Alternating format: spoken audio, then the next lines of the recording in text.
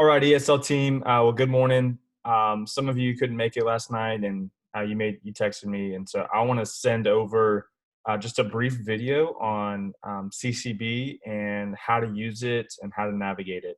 We went over this last night, but I just want to make sure that we set y'all up well to just facilitate class and manage your class as well as we ramp up. So I'm going to share my screen here and walk through this as quick as I can so that I can guard your time. So first, what you're going to do in order to access CCB is you're going to want to visit the website, myfirstorlando.com. This will take you to this landing page. This is basically where you would log in.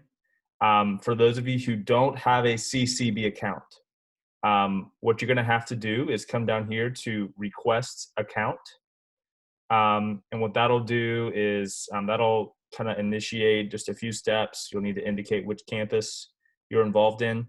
But also it'll ask for just a brief kind of information form, name, contact number, gender, address, just a basic profile that our IT team will need in order to create your account.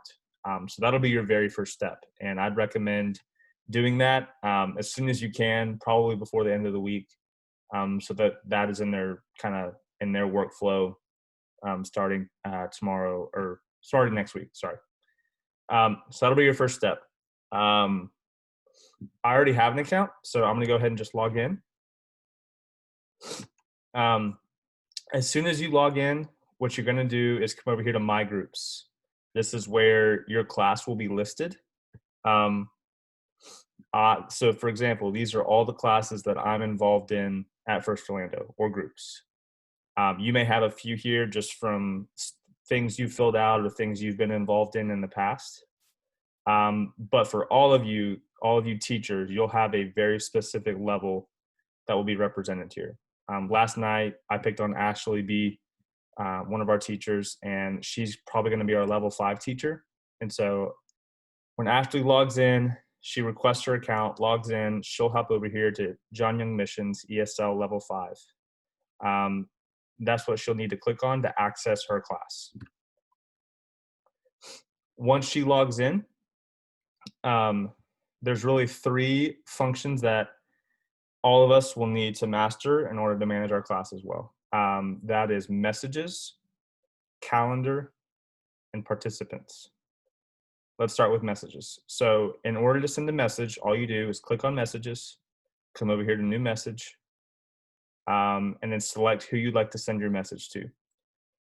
Most of the time, you're probably going to send emails to all of your participants in your class or the specific group members. So let's say, every week you want to send out, 2 touch points of communication, letting people know that classes are happening on Thursdays at 7. You click here. I like to pin the message to the top of your message board, just so you know when the last thing, what was the last thing you communicated. You can type in class for your subject and then type in your email. If you want to attach files, lessons, extra work, feel free to do so. The other function is specific group members. Let's say you have a few students who had a very specific question about a lesson and they sent you an email. You could type in all of their names here and it'll populate this field with their profile and it'll just go to them. And that's basically how you send a message. A few things to note are, number 1, you're not going to have to create a group. I'm doing that, and Marley Gray will be doing that, and you don't have to worry about creating anything. Or you also don't have to worry about making sure students are ending up in your class. We have a whole system built out for students to register for classes, select which class they want to be in, and they'll automatically populate next week as we ramp up. So all you have to do is request an account, log in, and access your page here. The other functions are calendar and participants. Calendar will be helpful for all of us, just for scheduling classes in this CCB system, but it'll also be helpful for taking attendance. So in order to schedule a class, all you have to do is go to calendar, come over here to the calendar. We're having classes on Thursdays, so you'll need to add an event. Rooms and resources not needed since we're online. ESL class. Don't worry about the description. It doesn't have to be that specific. You can write your own name in here. I'm gonna write David Branch. My phone number. And this will happen on Thursday, September 10th from 7 to 9. I'd highly recommend making the event repeat. And so you could make this event repeat weekly on Thursdays. You can select an end date if you'd like, but that's not necessary. I'm gonna click cancel since I already have an event made from last night, but that's essentially how you create an event. I'm gonna cancel this and go to the event itself. After the event, you'll be able to take attendance, and this will be helpful on our end, just for tracking how many students are in each class. If we need to, increase to 2 sections of the same class because we have, 60 students and y'all are doing a great job teaching, then we can do that. That'll just help us track and make decisions on which classes to expand. Maybe we need to shrink a class.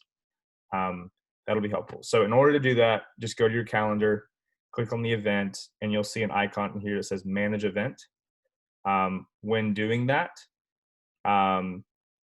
after your class has ended, there'll be an option to take attendance, and you'll be able to see all of your participants, and you'll be able to mark who all is there. However you want to track that is up to you.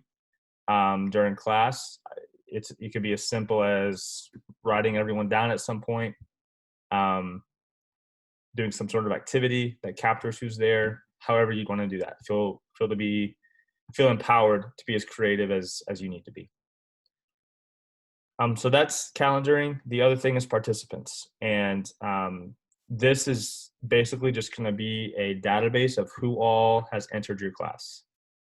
This will be helpful just to kind of get a picture of who all is there, how many people in your class, but also as a reference, just in case you need to text a student quickly or email a student quickly, or remember what was their name, and you can come back here and find the list here. That's pretty much all you'll need for CCB. If you have any questions, feel free to email me or shoot me a text message. I think you all have my number at this point. I'm going to stop sharing my screen here, but we're so thankful for all of you. We love you all, and we couldn't be more excited to launch ESL and follow Jesus and lead ESL students to do the same. Blessings. Have a great weekend.